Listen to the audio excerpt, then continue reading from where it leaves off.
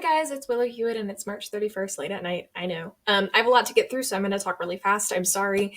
But this is my project, Plato's Allegory of the Cave, an exploration of absolute truth in the comic creation process. And so we're just going to go through with a couple of questions here. So, the unexamined life is not worth living, Socrates. So, with these wise words in mind, some questions. Um, what am I studying? I am studying the concept of absolute truth, which is a philosophical concept defined as something which is always true, regardless of circumstances, such as the statement, there are no round squares. And this can be a very complicated subject to talk about, but I can't really address all of it here. What drew me to this topic? I'm somebody who struggles a lot with uncertainty in my daily life as an anxious individual. Like, I have a hard time picking what kind of socks I want to buy, or like whether or not a tomato was, good or not. I don't eat tomatoes. I don't know why I said that, but there's a lot of uncertainty and a lot of choices that I have to make in my day to day life, and so I'm sort of curious to know if there are like absolute truths in the sense that like there are right decisions I could be making at any given moment. And so I turned to philosophy, and unfortunately, philosophy tends to be just about as uncertain as the humans who created it, and they're humans, so, Why is this important? I would say that this is important because it has an application in political and current modern day contexts. Like, truth in the sense of like we're constantly bombarded by new bits of information and some of it not always factual. And so it falls on us, the responsibility of the citizens and the responsibility of the media to make sure that the information that we're handing out or reading is factual and isn't like conspiracy, because that can really influence our political system or whether or not we believe in issues such as climate change. And so that's very, very important. And so to talk a little bit about the allegory, I'll come back to this picture. So, an allegory is the expression by means of symbolic fictional figures and actions of truths or generalizations about human existence. And so I'm just going to kind of go through each bullet to make sure I hit everything. But Plato's allegory details a conversation between two Greek men and Glaucon, which it's a fictional conversation, but Socrates was definitely a real person. So Socrates describes a cave in which prisoners have been shackled by their arms, legs, and neck, and they have spent their entire life staring at one wall. Behind the prisoners is a fire, and between the prisoners and the fire, people walk by carrying objects. Their objects then cast shadows onto the wall that the prisoners are made to stare at. Having lived in this cave their entire lives, the prisoners believe that these shadows are real until one day, randomly, one of the prisoners is freed. He makes it to the surface to see the whole world for what it is and understands the shadows to be part of a much larger truth. He travels back into the cave to tell the prisoners, but his eyes are no longer adjusted to the dark. To the other prisoners, it appears that his journey has blinded him, so when he tells them of the surface and offers to help them escape, they threaten to kill him. And the consequence here is that the prisoners never get to leave, but they also don't understand why it is that you would ever want to. And so, this image here, the prisoners here are the people walking by, and then there's a modern twist on it with our news channels representing the shadows. So a little bit about the actual project. So making this project, I created a comic, which is a visual representation of the allegory. I would say the rhetorical context of this project is like educators and students and people who are like love to learn. And I would hope one day that they could see this in a comic book, but I don't know. Why did I decide to make it? I decided to make it because, again, I'm uncertain and I love art. What research have I drawn on in order to develop this text? The most critical piece of resource that I have drawn on is Scott McCloud's Making Comics, because it was just, it had everything I needed as far as, rule of thirds and environmental like layout and all of this stuff, just stuff I would never have been able to know on my own. And so though I believe that this product is effective because I worked really hard, and I hope it is. And I tried really, really hard. I know that's probably not a reason to believe it's effective, but I hope.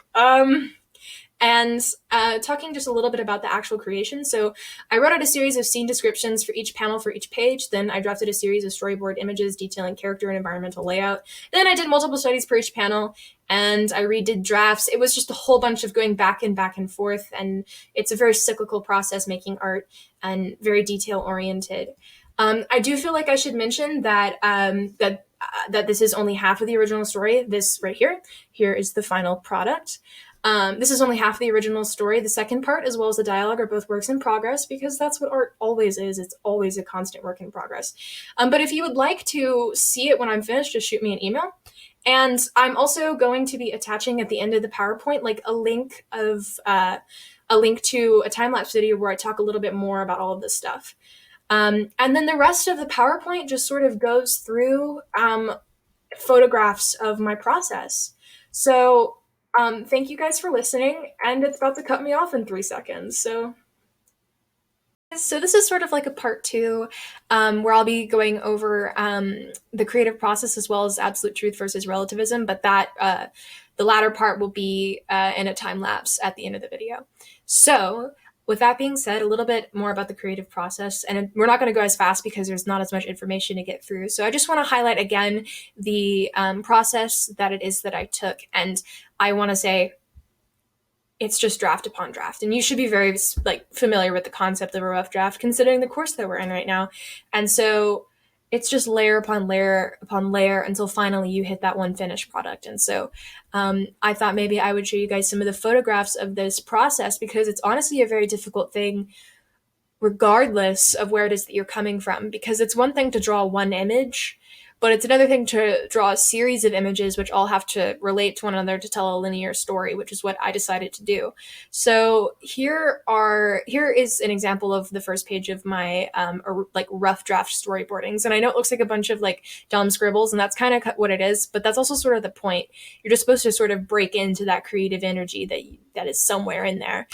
And then there are more pictures of that, and just doing. I thought I was playing with this idea of inverted images, but I sort of strayed away from it. Here are some notes that I took while going through and thinking about this process. These are TED Talk notes, and so after I had finished the first storyboard draft, I sort of came back and I worked more with the characters and more with positions and stuff. And this character actually named Eru, which is short for erudite.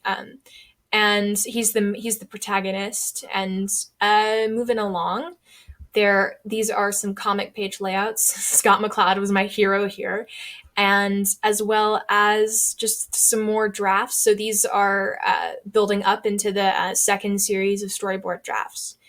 And then, so here we can see some of that.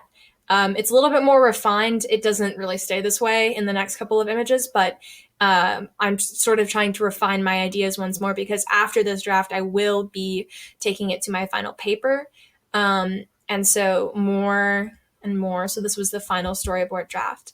And then I busted out that paper and I just started drawing and working on my using a ruler to make sure that all my boxes were nice, and spending lots of time on my line art to make sure that it was, quality. And I'm really actually pretty proud of that final product there. It is a long and arduous process making art, but it can really be worth it. There's this quote that I really like. I'm not sure who it's by, and I can't quote it exactly because I can't remember, but it's like, I hate to write, but I love to have written. And I'm sort of like, I hate to draw, but I love to have drawn, because the process can be, like, depending on who you are, it can be very painful, and there's lots of writer's block involved. But it can also be, once it's over, like this like immense amount of relief, and also like artistic constipation. I know that's a gross way of putting it, but it's like, you have a product, you have something to show for what it is that for all the effort that you've put in. I can't believe I called it artistic constipation. Regardless, these are some of my final thoughts. And so it may not seem like much, but just about each panel takes me about 2 to 4 hours to complete, depending on size and level of detail. So I really do appreciate anyone who takes time to look at my work, and anybody who took the time to check out this video. And I have yet to attach the links for the time lapse because I'm making that video right now. But those will be in there. So by the time that I submit this project, you'll be able to access all of that.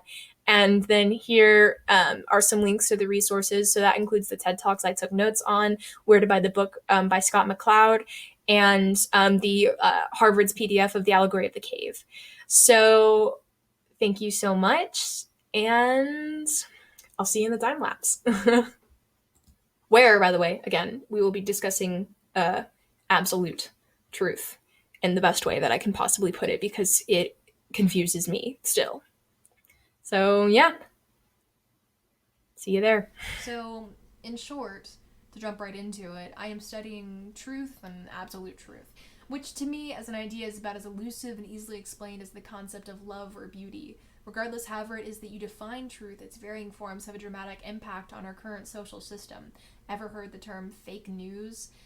It's a very popular word right now and has been for a while. This is one application of truth versus falsehood in our current society, and with so much misinformation flying around, it can feel difficult to pinpoint exactly what is truth, let alone if one singular truth even exists. So many people believe one thing, and so many people believe the opposite, and all these groups think that they're correct.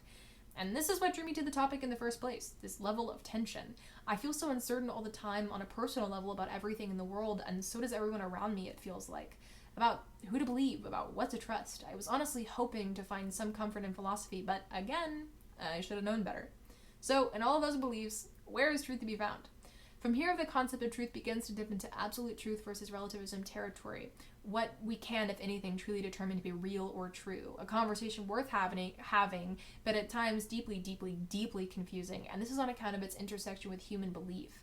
Absolute truth can be defined as fixed reality, that there are certain undeniable facts, like the fact that gravity exists, or that Earth orbits the sun, and that 2 + 2 = 4 and not 76. At the same time, truth can appear relative, evidenced by our inability to agree on whether or not the death penalty should be legalized, or what God exists, a God many of whom would define as truth and many would not. Morality is something of a gray zone when it comes to truth. But if you were to say that absolute truth does not exist, that would be a paradox, as that very claim is an absolute statement.